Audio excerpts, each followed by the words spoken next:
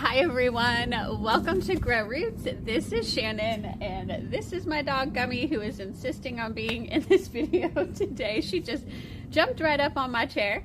Welcome to Grow Roots, and today I will be winter sowing a second round.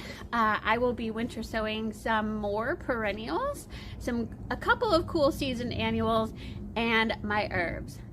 If you are new to winter sowing, or you're curious about the process or want more like step-by-step hands-on instructions than I give in this video, I do have a whole video that tells you all about the process, why we do it, why I believe it's the best seed starting method ever, and why I will never go back to indoor seed starting. But anyway, I have a video all about that. I'll pop the link in the upper right hand corner for you. Please check out that video. It will give you much more details and, you know, more information on winter sowing. So let's get started. First, let me tell you all about the lovely plants that I am about to winter sow. I am so excited for these. I waited just a tiny bit to winter sow these. I am in very early February. I'm in zone 8. It looks like she wants to get down, y'all. Hold on. You gonna get down now? Come on. No, she says. I'm just gonna stay here in this chair and be the star of this video. Okay. She's so funny, y'all. Okay. I waited a little while to winter sow these particular perennials because our temperatures this winter are fluctuating so very much. We had a very warm, mild winter so far until last week, and then we had like 9 days of super cold, 4 to 5 inches of solid ice. And the things that I had winter sown before then, in very early January, late December, I had winter sown perennials that I knew needed some cold stratification.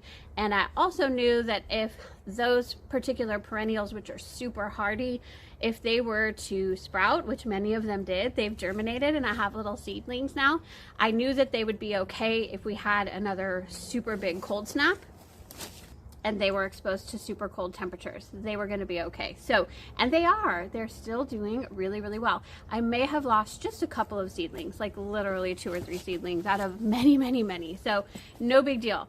Today though, I'm going to be winter sowing a couple more perennials and a couple of cool season annuals and some more of one that I wanted to do more of, and then also some of my cool season herbs. I'll be winter sowing those.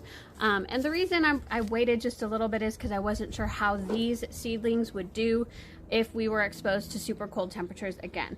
That's not to say that we're not going to get super cold again. We very well could, but our 14-day forecast is looking amazing. We have one freeze tomorrow evening and then not even like another freeze in the 14-day forecast.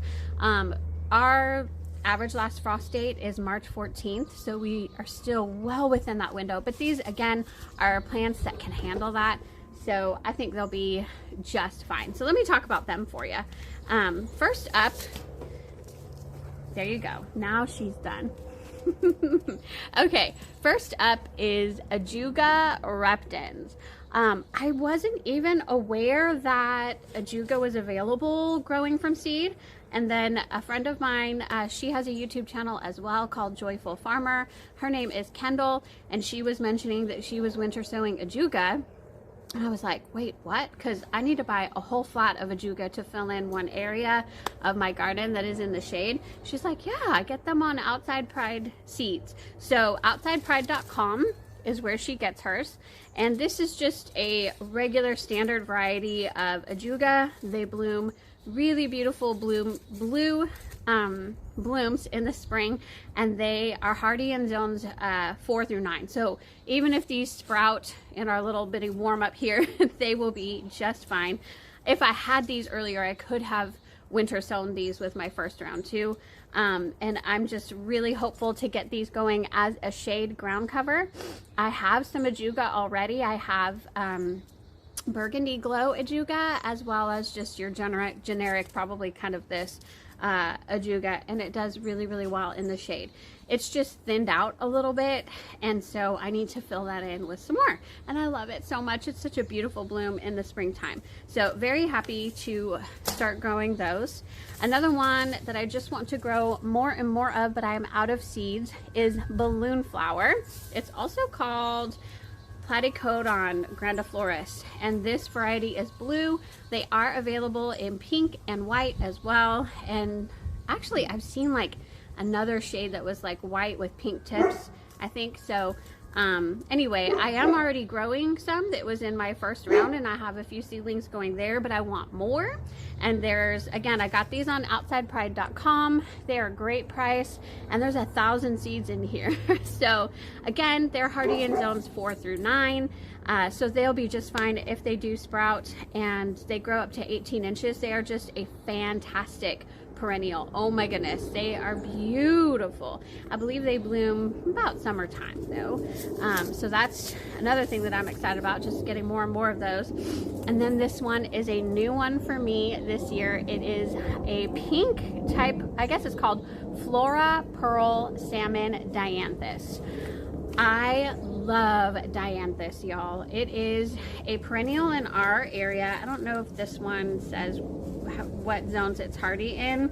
I can pop that on the screen because they're not hardy in all zones, but in our zone, zone 8, they are definitely winter hardy, and they're also evergreen in the winter time.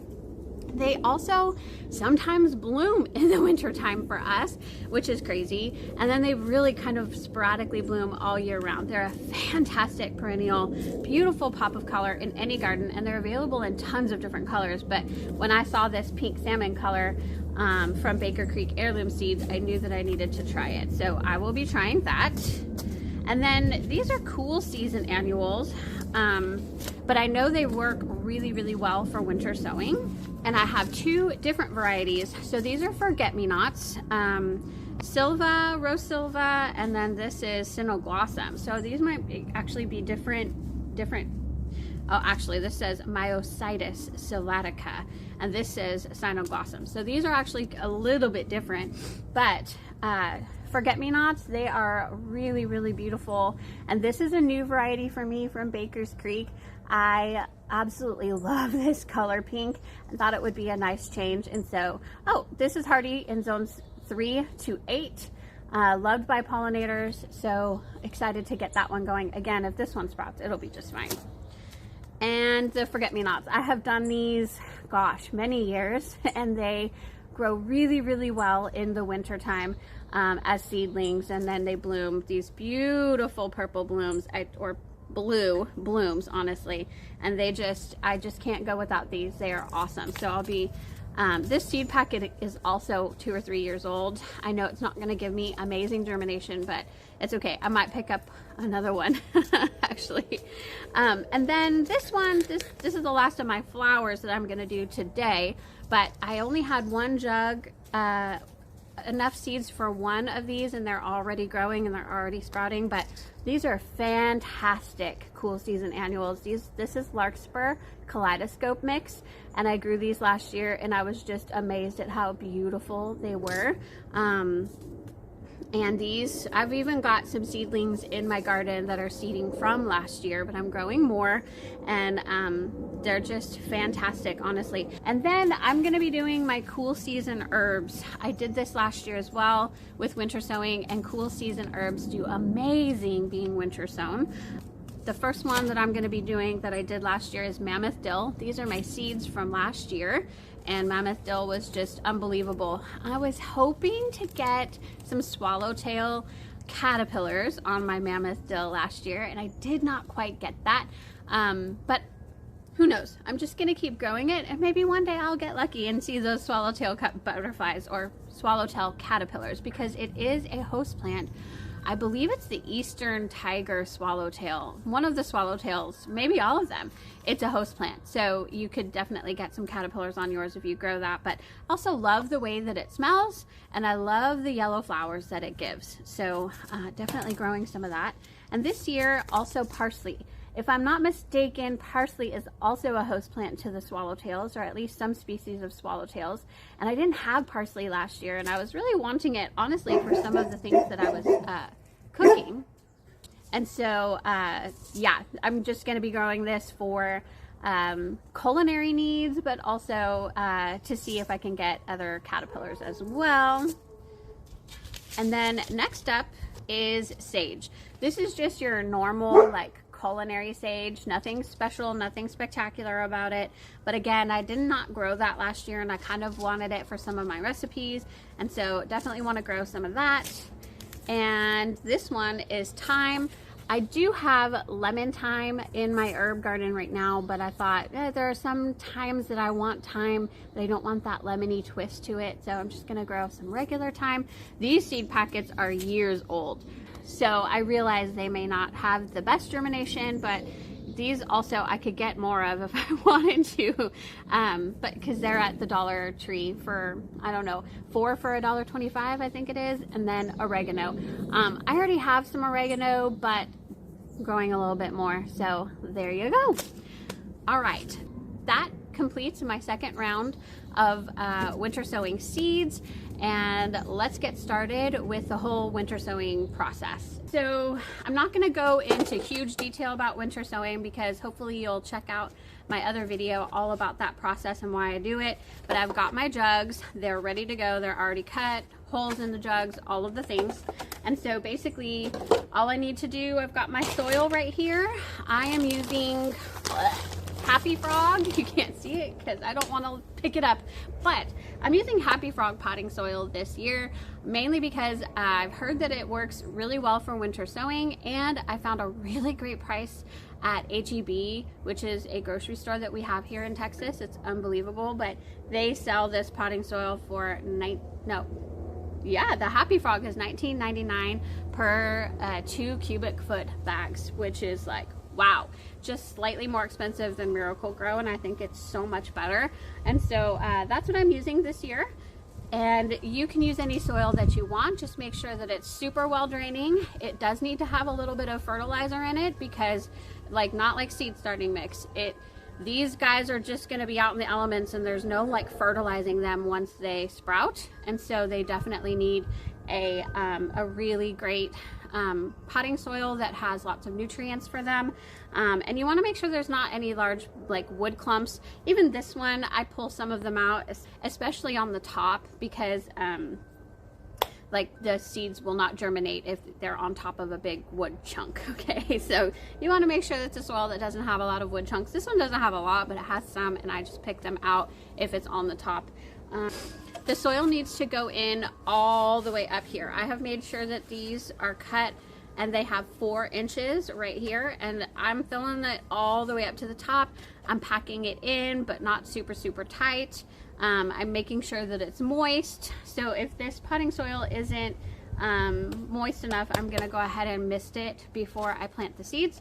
And then in terms of planting the seeds, I'm pretty sure I looked all of these seeds up. You'll want to look up your variety of seeds and see if your seeds need light to germinate. Basically, if they need light to germinate, then you can sprinkle them on top of the soil in here and just kind of pat them in, maybe sprinkle a little bit of soil on top of them, and they're good to go. If they do not need light to germinate, and then you'll follow the seed packet instructions as far as how deep to plant that seed.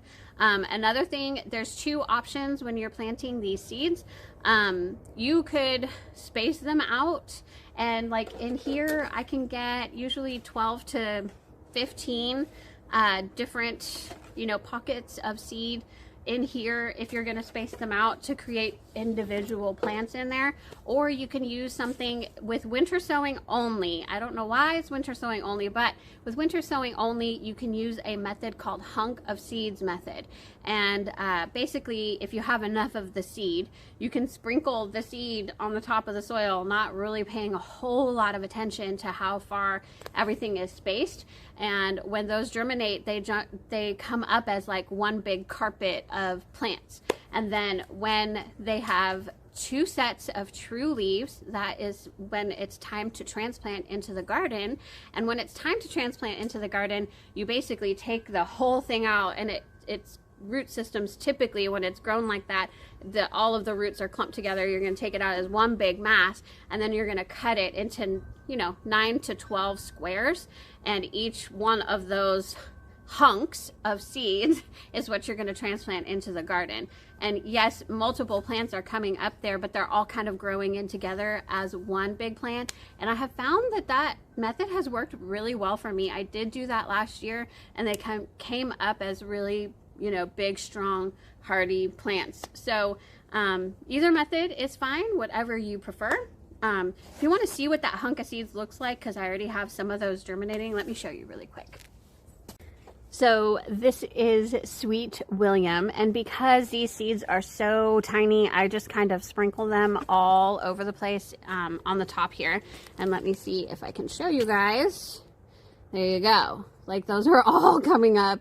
It's a lot of plants that would take a lot of effort to try and separate all of those. And I'm not going to do that. So I'm going to use a hori knife when these are ready to go, take them all out, and then I will chop them into, like I said, 9 to 12 different chunks, and put each of those chunks into the garden. Okay, I've got my gloves on. I am ready to go. The rest of this process, I'm just going to go put it on a speed filming mode, and you guys can just kind of enjoy watching that process. Again, if you want to see more details, you can check out my other video, but here we go.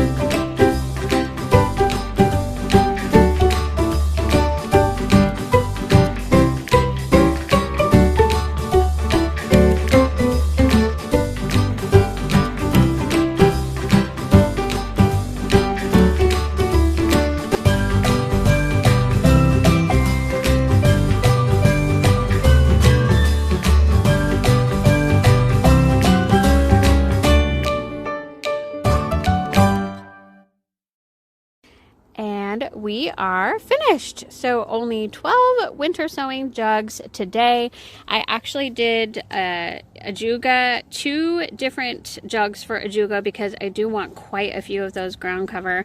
But 11 different types. So we've got our mammoth dill, thyme, parsley, sage, oregano. We've got our dianthus, pearl salmon, balloon flower, larkspur. 2 types of the forget-me-nots, which I figured out were different species, so we'll see how those do.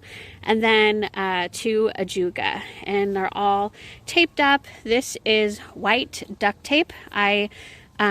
I think that the white looks a lot cleaner, and so it just looks a little more organized and less trashy, in my opinion. Not that winter sowing jugs look trashy necessarily, but you know what I'm saying. I just think it makes it look a little bit nicer. And they are placed in the sun. So this is usually in the summertime. This is a full sun area. This is north of my house, but we're about, at least 30 feet away from my house, and so this does usually get full sun in the winter time. It is kind of a full sun / part sun. It's at least 4 to 6 hours of sun, which I think is perfect for winter sowing. And then, the more sun, the better in the winter time. As we get warmer, then I might check these jugs. If they're getting too hot, I might place them in more of a part shade location, but that's the location that they're in for now. you know, exposed to the elements. That's the whole point of winter sowing. So there you have it. Thanks for joining me today.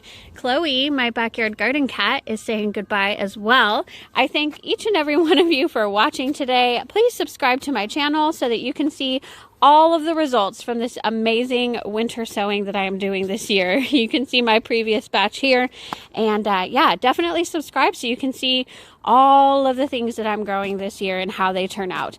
I hope each and every one of you has a beautiful day. Bye-bye, everybody.